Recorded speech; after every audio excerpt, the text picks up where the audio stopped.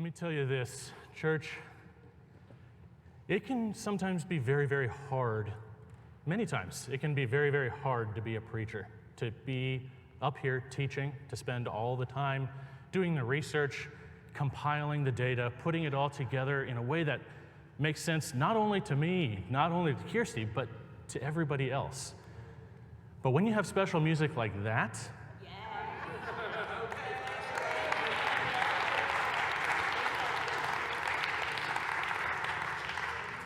my God, it makes it easy. When they nail the core of your sermon, it just makes it easy to just flow in. So thank you again. But yeah, a lot of times it is hard to be up here and to be a preacher, and it gets harder year after year, month after month. It always gets harder. Now you may think, why is it getting harder? We are in the information age. We have all this information at our fingertips. Anything you could possibly want, any commentary you could possibly think of for the past 2,000 years, you can find it, almost always for free. So why isn't everything easy? It's because we have every bit of information that has ever existed from 2,000 years ago on. We get more information, which in some ways can make it easier, but it also makes it much harder to parse through all of it. Because every time somebody publishes something, it's usually trying to refute something somebody else has said in the past.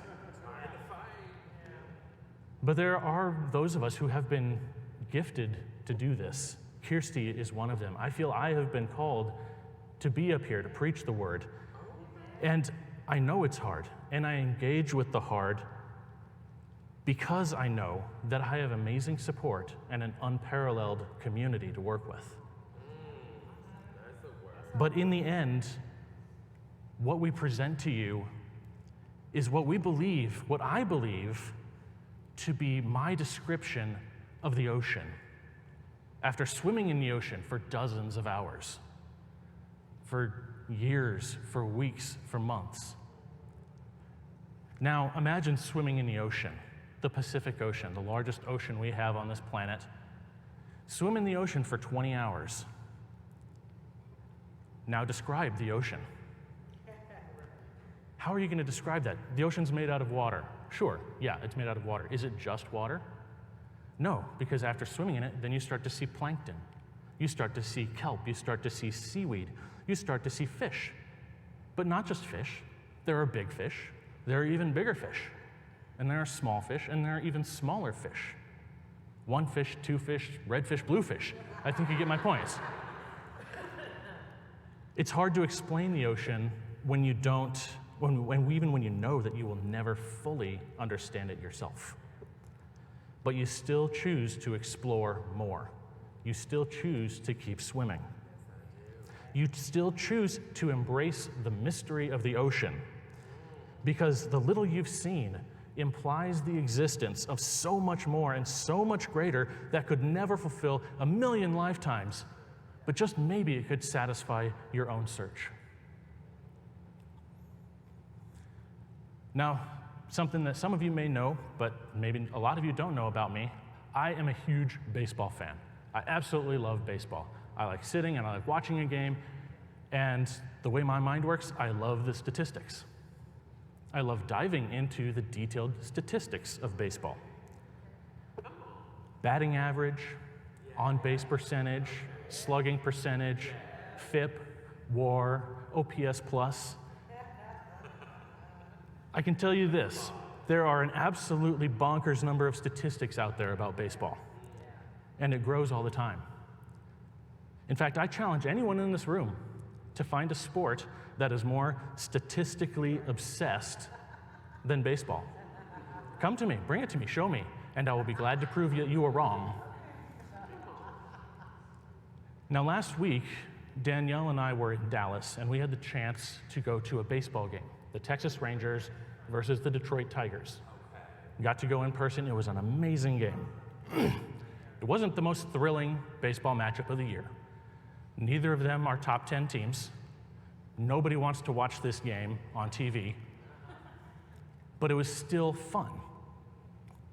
It's not always about the statistics when you turn on a TV to watch the game or when you find your seat in the stadium. It's not always about the statistics. Because the great thing about baseball is you don't have to understand it fully in order to enjoy it. You don't have to understand it fully to have it enrich your life. When I sat down at the game, in the first couple of innings, I heard somebody behind me chatting with their partner about some of the numbers and acronyms and letters that were up on the scoreboard. And they're saying, what does that mean? What do those letters mean? And the answer to that I heard from behind me was, oh, I don't know, it's one of those statistical things probably.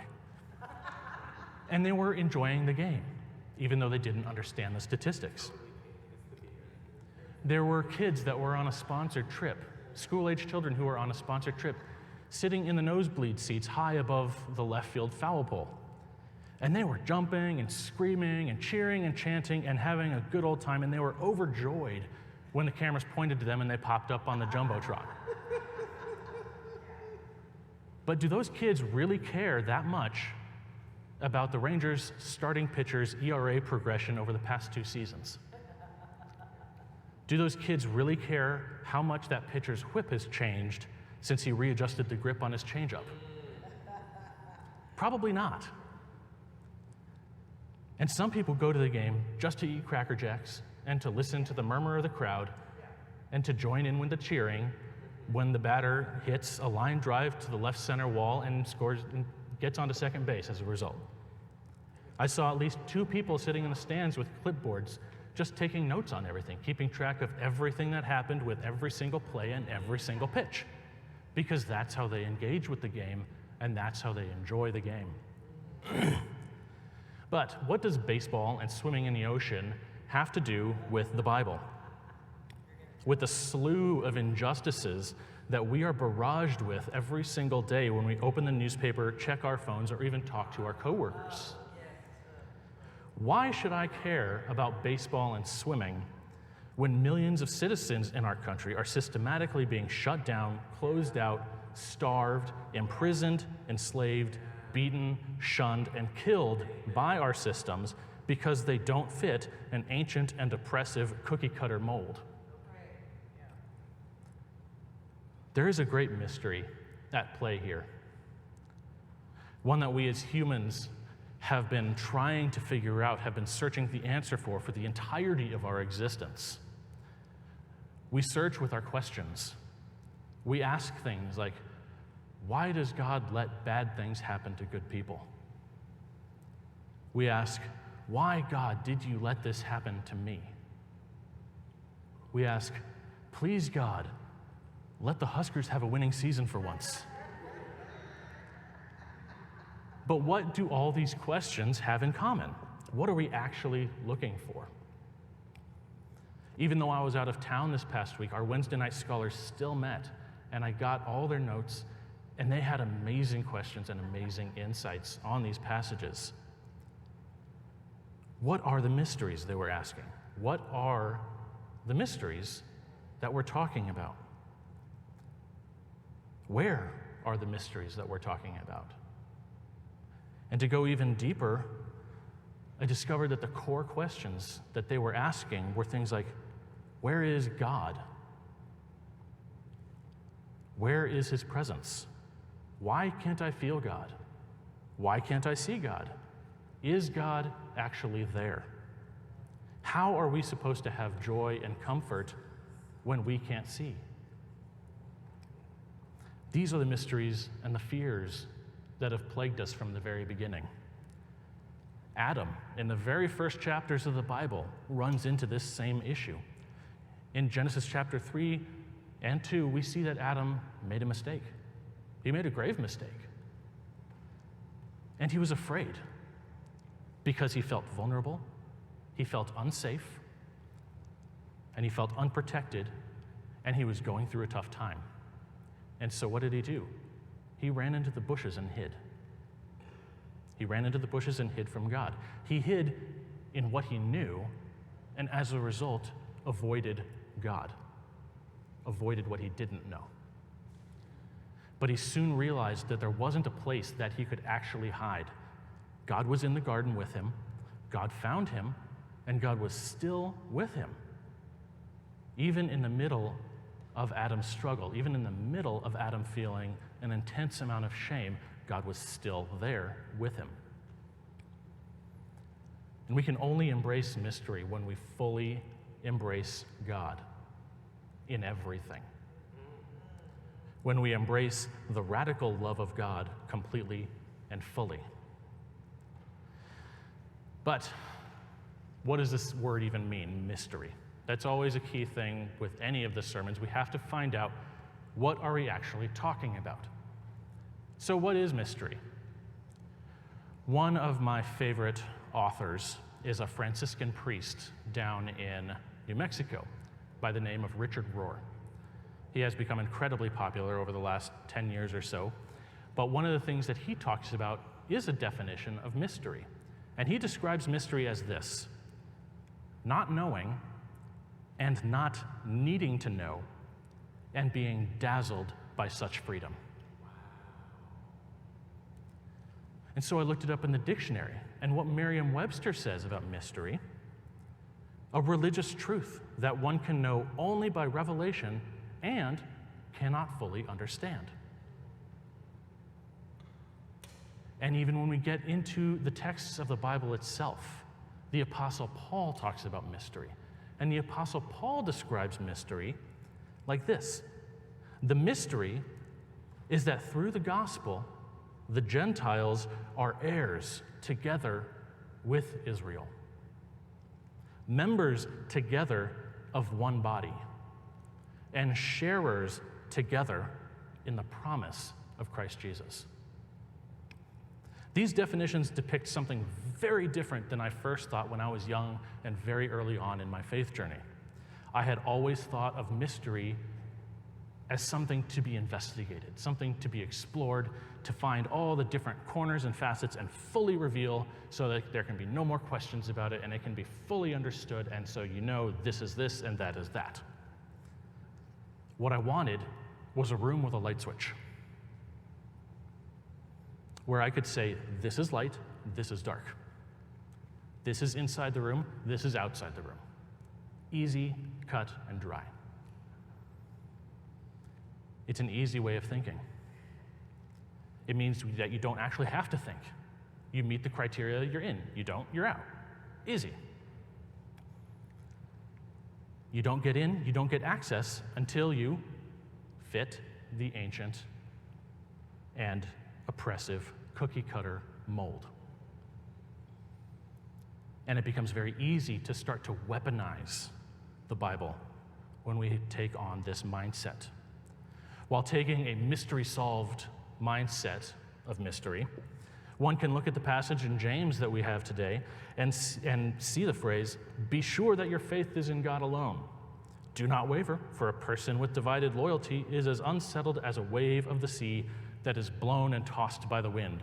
Such people should not expect to receive anything from the Lord." That sounds pretty aggressive. It sounds pretty exclusionary. It sounds pretty cut and dry, black and white. You fit this mold or you're out. That's what it sounds like from the I'm going to solve the mystery mindset.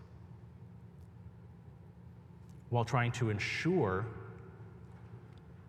the safety and purity of the faith, we come to the conclusion, see there, a person has to be loyal to God and no one and nothing else.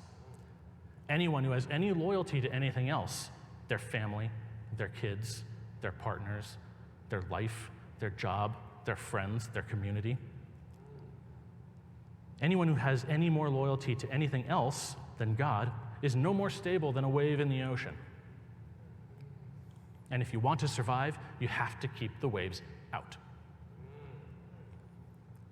While trying to ensure the safety and purity, a mindset of mystery solved ends up slamming the door on anyone and everyone who is confused, curious, searching, wondering, and it leaves a sign out front that says, "Come back when you've figured yourself out."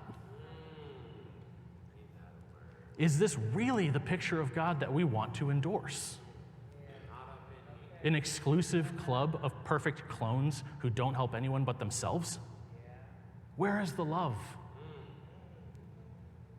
The love is outside, friends. And the love is inside. The love takes no notice of the walls, the light switch, the dark, the light. It takes no notice of what we want to have in our well-lit rooms. Love takes no notice of our signs, our demands, our forms, and our rules. Love is ever expanding, ever filling, ever strengthening.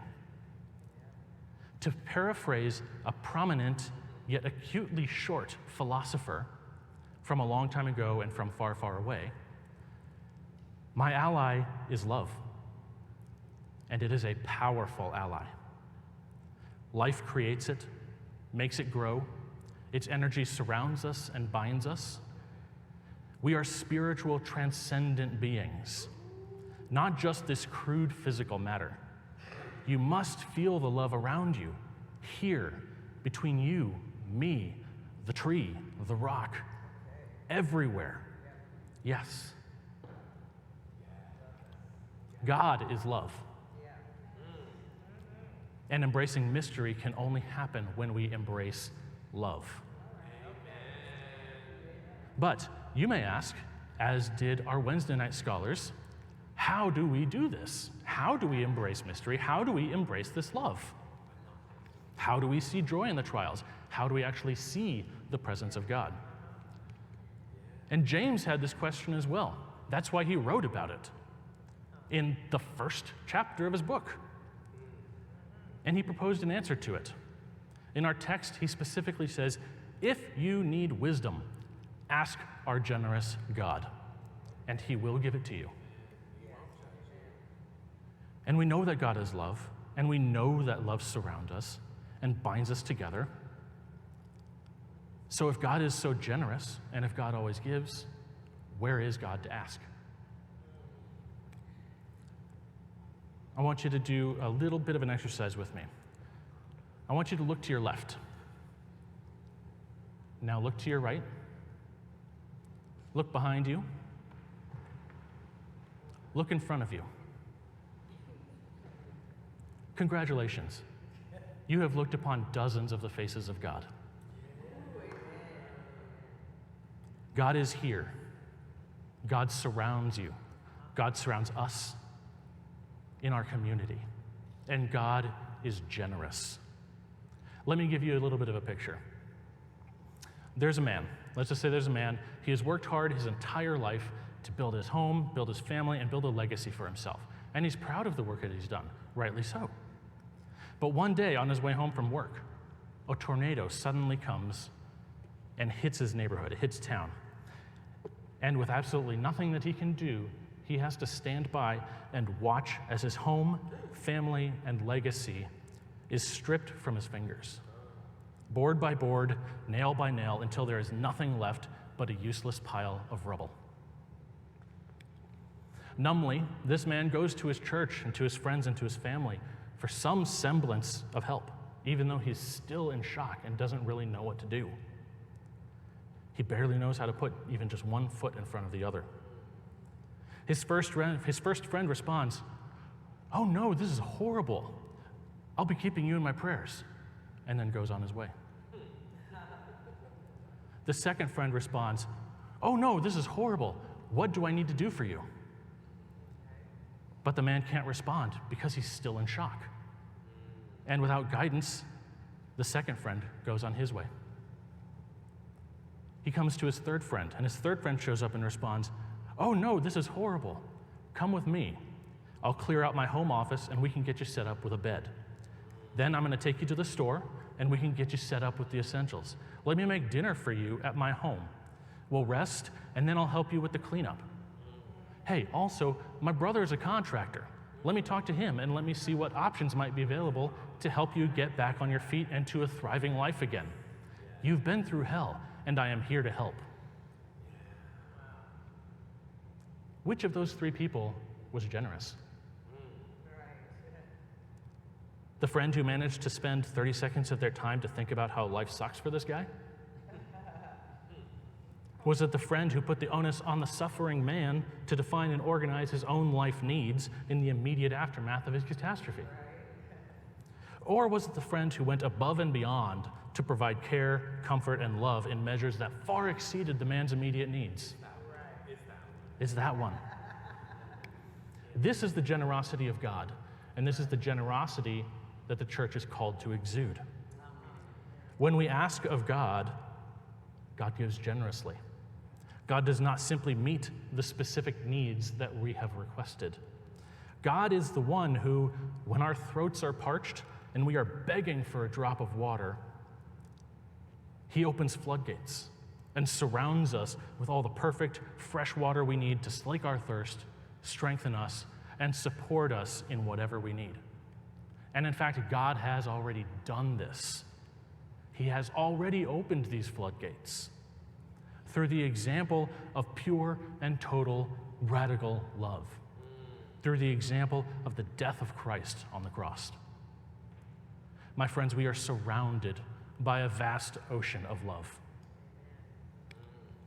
The mystery is not now, where are the bounds of my box and what can I do to keep them secure? The mystery is, how far does this love go? How much can I absorb? And how much can I give away?